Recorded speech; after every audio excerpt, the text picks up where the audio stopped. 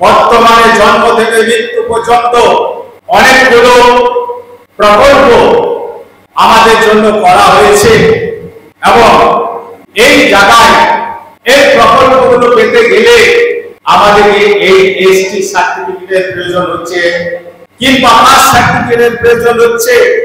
আমাদের ইচ্ছা থাকলেও আমরা দেখেছি বহু আদিবাসী একেবারে তার অবস্থা শোচনীয়, তার আর্থিক অবস্থা এবং তার পারিবারিক সংসার চালাবার পর্যন্ত সামর্থ্য নেই। তাকে যদি সহযোগিতা করতে গেলে তার পাশে যদি দাঁড়াতে হয় এবং সরকারিভাবে তাকে যদি কিছু পাইয়ে দিতে হয় তাহলে তাকে এই সার্টিফিকেটটা ইস্যু করতে হয়। এই সার্টিফিকেট যদি না ইস্যু করতে পারে তাকে আপনি আর্থিক সহযোগিতাই করেন আর কিছু বাড়ি ঘর যদি আপনি দিতে চান তাহলে কিন্তু এই জিনিসটা আপনাকে দিতে হবে।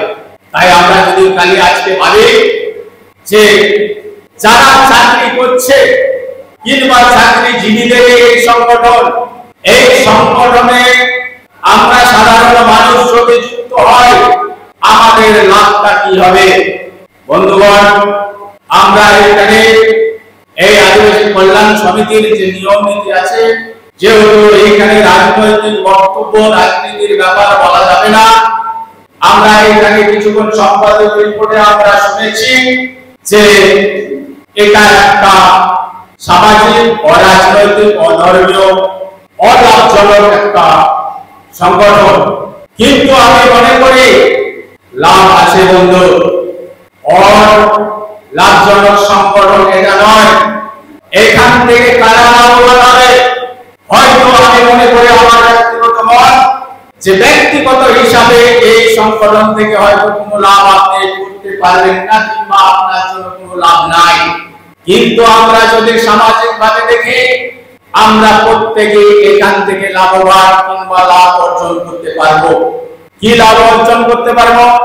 বিভিন্ন ধরনের আমাদের জেলার উপদেষ্টা মনোরঞ্জন বাবু বলছিলেন কৃষক বন্ধু, আপনার জন্য যদি ন্যূনতম নিজের নামে 1 শতক বা 2 শতক জায়গা থাকে তাহলে আপনি অন্তত বছরে 4000 টাকা পাবেন। আমরা তো মুর্শিদাবাদ জেলায় বসবাস করছি, প্রত্যেকেই অন্তত নিজেদের মাথা বুঝার মতো জায়গা অন্তত আমাদের আছে, কিন্তু দুর্ভাগ্যবশত আমাদের সাধারণ যারা মাঠে ঘাটে খেটে খুঁটে সংসার চালাচ্ছে আজ অব্দি ওই জায়গাটুকুনের রেকর্ড আমাদের নামে নেই। আজকে যদি ভারত সরকার ঘোষণা করে দেয় যারা বসবাস করছে তাদের বসবাসের নিজের নামে আধার কার্ড সমেত ভোটার কার্ড সমেত আপনাদের জায়গার রেকর্ড নিয়ে আসুন, আমি মনে করি অন্তত আমাদের সমাজ 20% লোক সেই কাগজ দেখাতে পারবো না। তাহলে আমরা এই সংগঠনের সঙ্গে যুক্ত হয়ে এই সংগঠন যে বিভিন্ন ভাবে নিজেদের দুঃখে কষ্টের কথা যখন আমরা জানাচ্ছি সংগঠনকে, এই সংগঠন কিন্তু আমাদের কাজ করছে। আমরা কিছুক্ষণ আগে শুনেছি 25টা পরিবারের হাতে এই পাট্টা তুলে দিয়ে তাদের অধিকার প্রতিষ্ঠিত করা হয়েছে। তাই আমি এটুকুই বলবো যে আমরা যারা এই সংগঠনের সঙ্গে যুক্ত হয়েছি, এই সংগঠনের সঙ্গে যুক্ত হয়ে যারা কাজ করছি এবং যে সমস্ত মুর্শিদাবাদ জেলায় জেলা কমিটির সদস্যগণ আছে ওনারা গ্রামে গ্রামে যাচ্ছে এবং এনাদেরকে আমরা সহযোগিতা করছি না কেবলমাত্র একটাই কারণটা কি যে ওটা চাকরিজীবীদের সংগঠন, ওটাতে থেকে আমাদের লাভ নাই। তাই আমাদেরকে বুঝাতে হবে যে এই কল্যাণ সমিতির সঙ্গে যদি আমরা থাকি, এই কল্যাণ সমিতিকে যদি আমাদের সমস্যার কথা জানায় অবশ্যই তারা আমাদেরকে সহযোগিতা করবে, কি সহযোগিতার হাত বাড়াবে। তাই আমি আপনাদের কাছে অনুরোধ রাখবো, সেদিন আমি সেই খেলার ময়দানে সেই জিনিসটা দেখার ফলে আমি নিজে হতেই এই সংগঠনে যুক্ত হয়েছি এবং সংগঠনের সঙ্গে আছি। অনেককে আমি প্রচার করি, বলে থাকি যে এই সংগঠনে আপনারা যুক্ত হন, আপনারা এগিয়ে চলুন।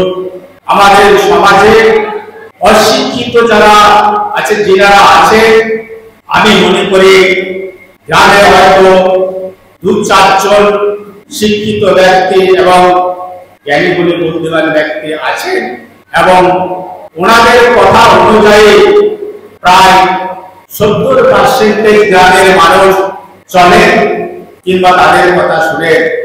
আমরা যদি এই বস্তু নিয়ে কয়েকজন আমাদের সমাজের সাধারণ মানুষকে সচেতনতার কথা না বলি, তাহলে আমরাও সেই অতীতের দিনের জায়গায় পড়ে থাকব যে পিছিয়ে পড়া আমরা পিছিয়েই থাকব, কখনো আর আমরা সামনের সারিতে আসতে পারবো না। তাই আমাদেরকে সামনের সারিতে আসতে গেলে এই সংগঠনে আমাদেরকে যুক্ত হতে হবে। সমস্ত আদিবাসীকে আমাদেরকে আহ্বান জানাতে হবে যে চলুন আমরা সবাই মিলে এই আদিবাসী সংগঠনের সদস্য পদ গ্রহণ করি। বন্ধুগণ, এখানে এই আদিবাসী কল্যাণ সমিতিতে সদস্য পদ গ্রহণ করতে গেলে আমাদের দেশে অনেক অর্থের প্রয়োজন হয় না। প্রথম বছর সাধারণ মানুষদের জন্য, যারা খেটে খাওয়া, যারা অচাকরিজীবী, তাদের জন্য 260 টাকা, পরের বছর থেকে মাত্র 240 টাকা। আমরা বিভিন্ন সময় এই অর্থ কিন্তু এর থেকে বেশি অর্থ ফালতু ব্যয় করে থাকি।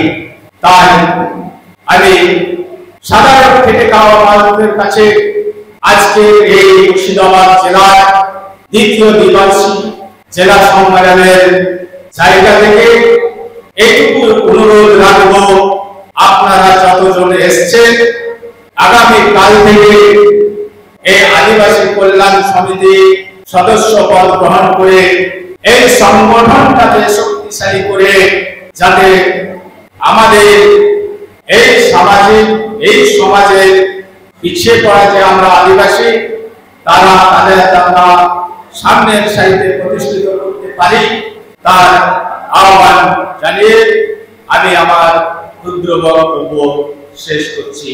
জয়। ধন্যবাদ আমার মাতৃভূমি বিদ্যালয়কে।